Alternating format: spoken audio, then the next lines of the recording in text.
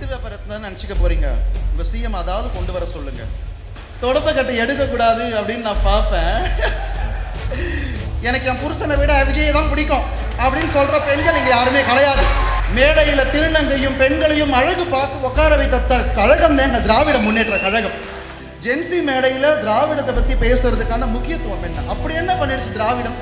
உங்கள் எதிரில் பேசுகிற இன்னைக்கு எதிரில் பேசுகிற இந்த பையனோட அப்பா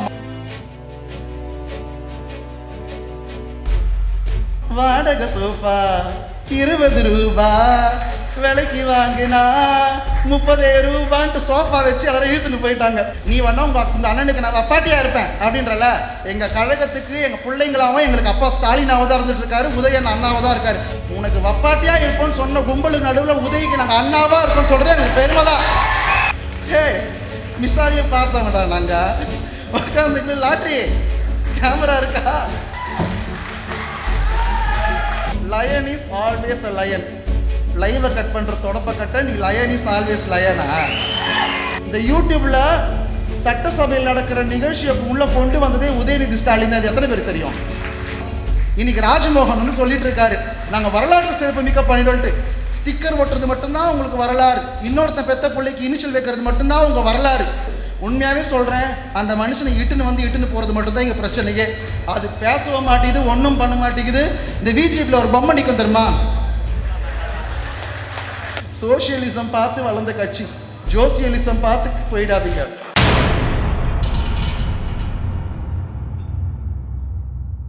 கேமராலாம் பார்க்குதா? பிட்டு வியாபாரத்தில் நினச்சிக்க போறீங்க. உங்கள் சிஎம் அதாவது கொண்டு வர சொல்லுங்க பேசுறதுக்கு. ஓகே, எல்லோருக்கும் வணக்கம். வணக்கம். என்ன ஜென்சி மீட்டில் வயசானவங்களாம் இருக்கீங்க அப்படின்னு ஒரு கேள்வி வரும். எங்கள் கூட்டத்தில் இருக்க வயதானவர்கள் இளைஞர்களை மேடையில் ஏற்றி பார்த்து அழகு பார்க்குற வயதானவர்கள்.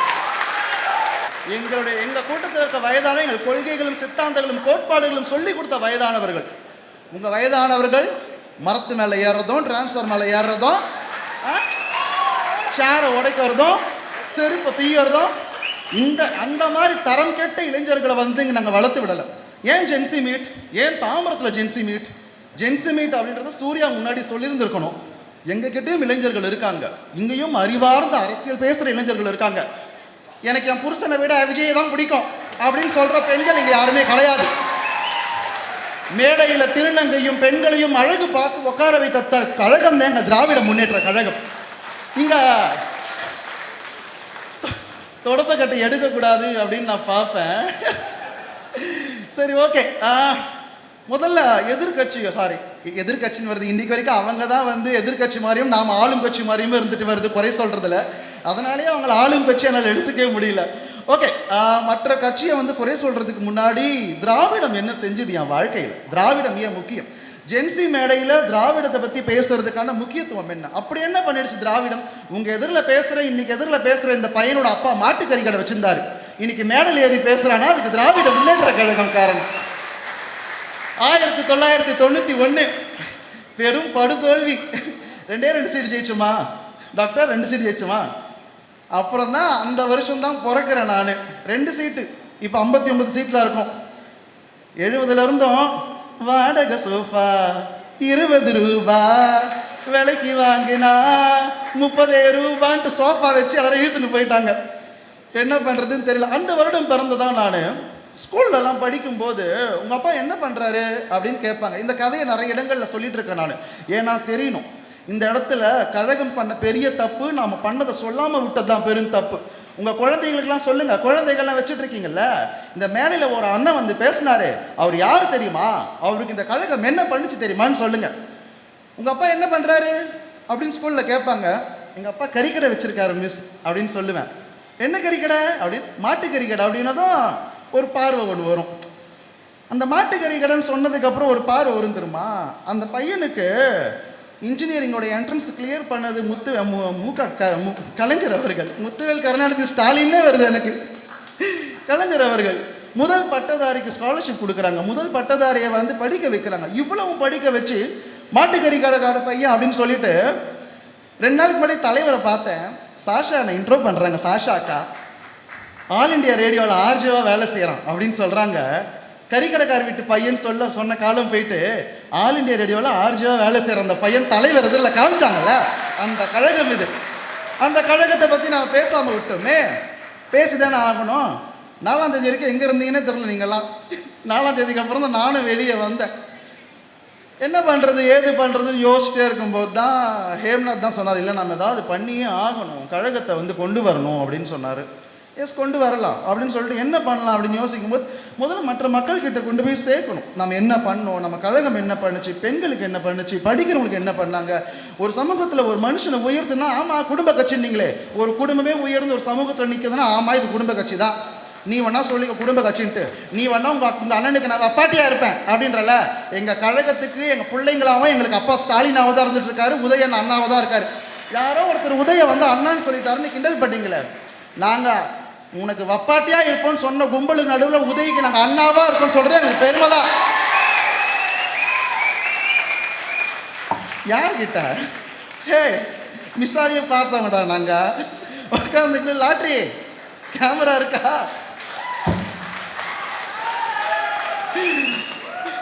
அதெல்லாம் பார்த்தாச்சு. இதை ஓரம் வைப்போம். Lion is always a lion. லைவை கட் பண்ணுற தொடப்ப கட்ட நீ லயன் இஸ் ஆல்வேஸ் லயனா? லைவை கொண்டு வா. நம்ம பல விஷயங்களில் மறந்துட்டோம். இன்னைக்கு யூடியூப்பில் பார்த்துட்டு இருக்கீங்களே, பார்த்துட்டு இருக்கல, இந்த யூடியூப்பில் சட்டசபையில் நடக்கிற நிகழ்ச்சியை உள்ள கொண்டு வந்ததே உதயநிதி ஸ்டாலின். அது எத்தனை பேருக்கு தெரியும்? இது எத்தனை பேருக்கு தெரியும்? தெரியாது. வரலாறுகள் மறைக்கப்படுதில்ல. வரலாறு நான் சொல்லட்டுமா?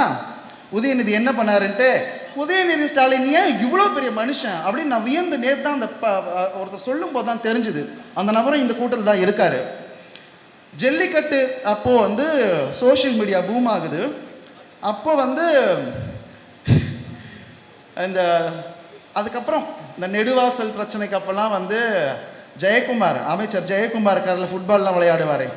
அவர் என்ன சொல்கிறாருன்னா, எங்களுக்கும் உரிமை கொடுங்க, நாங்களும் யூடியூப்லலாம் போடுறோம் அப்படின்னு கேள்வி கேட்கும்போது, அவன் நீ ஃபோன் எடுத்துன்னு கண்டபடி கேள்வி கேட்ப, உனக்கு இதெல்லாம் பதில் சொல்லிட்டுருப்பாங்களா, கிளம்புடா அப்படின்னு சொல்லி அனுப்பிச்சிட்டாங்க. இந்த யூடியூப்பில் வச்சுருக்கவங்களாம் என்ன பண்ணாங்கன்னா, இப்போ சட்டசபையில் நடக்கிற கண்டென்ட் எல்லாம் அவங்க சேனலில் போடணுமே, அவங்க சட்டசபையில் கிடைக்கணுமே, என்ன பண்ணாங்க, அதை பென்ட்ரைவை கொடுத்து அந்த கண்டென்ட்டை வாங்குவாங்க. எவ்வளவுக்கு? காசுக்கு 2000 முதல் 5000 வரை அந்த கண்டென்ட்டை வாங்கணும். அதுவும் கண்டென்ட்டுக்கு ஏற்ற மாதிரி காசு. அதுவும் இல்லாமல் யூடியூப்பை உள்ளெல்லாம் விடக்கூடாது, இவங்களை அங்கீகரிக்கக்கூடாதுன்னு சொல்லிட்டு பல மெயின் ஸ்ட்ரீம் மீடியாவிலேருந்து பல தடைகள்லாம் வந்துச்சு. அப்புறமா என்ன ஆச்சுன்னா, நாமளும் 2021 கோவிட் காலத்தில் பதவி ஏற்கிறோம், ஆட்சி அமைக்கிறோம். முதல் சட்டசபை கலைவாணர் அரங்கத்தில் கூடுது. அப்பயும் நம்மளுக்கு அந்த பைட்டு கிடைக்கலையே கண்டென்ட்டு. அப்பயும் போய் 2000 3000 கொடுத்தா நம்ம யூடியூப்காரங்களாம் வாங்கினாங்க. அப்புறமா நம்ம யூடியூபுக்கெல்லாம் ஒரு சங்கம் இருக்கும் இல்லையா, அதில் தலைவராக இருக்காங்க. சங்க தலைவர் தோழர் சுந்தரவள்ளி, அவங்க கூட சேர்ந்து கோபிநாத்தோடரும் இருக்கார், அவர் இங்கே தான் இருக்கார். இவங்க எல்லாரும் சேர்ந்து உதயநிதியை பார்க்க போகிறாங்க. உதயநிதியை பார்க்க போயிட்டு, இந்த மாதிரி இந்த கண்டென்ட் எல்லாம் எங்களுக்கு கிடைக்க மாட்டேங்குது, அந்த கண்டென்ட் எங்களுக்கு வேணும், இதுக்கு எதனா ஒன்று பண்ணுங்க, காசு கேட்குறாங்க அப்படின்னு சொன்னதுக்கு உதயநிதி என்ன பண்ணார், இந்த விதவை விட்டுருங்க, அடுத்த சட்டசபையிலேருந்து உங்களுக்கு வரும் அப்படின்னாரு. இன்னைக்கு யூடியூப்ல ஹை ரெசல்யூஷனில் பார்க்குறீங்களா, அதுக்கப்புறம் யூடியூப்ல சட்டசபையில் நடக்கிறத கொண்டு வந்தது உதயநிதி தான். இன்னைக்கு ராஜ்மோகன் சொல்லிட்டு இருக்காரு, நாங்கள் வரலாற்று சிறப்பு மிக்க பண்ணிடும்ட்டு. ஸ்டிக்கர் ஒட்டுறது மட்டும்தான் உங்களுக்கு வரலாறு, இன்னொருத்தன் பெத்த பிள்ளைக்கு இனிஷியல் வைக்கிறது மட்டும்தான் உங்கள் வரலாறு. இந்த வரலாறுலாம் அழிக்கப்படுது. அப்புறமா இது வரைக்கும் நடந்ததெல்லாம் ஒரு விஷயம் கிடையாது, இது ஒரு விஷயமே கிடையாது.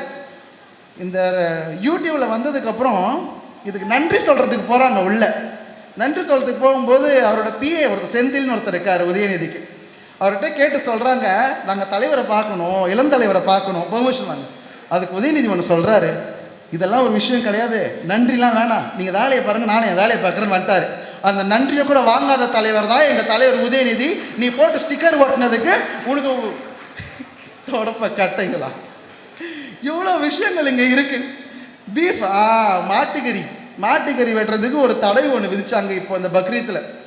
ரொம்ப கொடுமையான விஷயம் என்ன தெரியுமா, ஒரு இஸ்லாமிய நண்பர் எனக்கு சொல்கிறார், ஆமாம் பொதுவெளியில் வெட்டக்கூடாது தானே, நீ வெட்டக்கூடாதுன்னு சொல்லி நான் மாட்டுக்கறி வெட்டுறதை பார்த்தவன். பொதுவெளியில் மாடை வெட்டவே முடியாது, அதுக்குன்னு ஒரு இடம் வேணும். அந்த அறிவு கூட இல்லாமல் ஒரு இஸ்லாமியரோட ஒடுக்குமுறை பண்ணுறாங்கன்னா அப்போ என்ன மாதிரி ஒரு ஆட்சி நடக்குது? உண்மையாகவே சொல்கிறேன், அந்த மனுஷனை இட்டுன்னு போகிறது மட்டும்தான் இங்கே பிரச்சனையே. அது பேசவும் மாட்டேங்குது, ஒன்றும் பண்ண மாட்டேங்குது. இந்த விஜிபியில் ஒரு பொம்மை நிற்கும் தெரியுமா,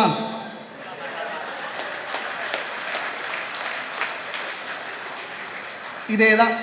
இப்படியே அந்த 2 பேர் மட்டும்தான் பேசுகிறாங்க.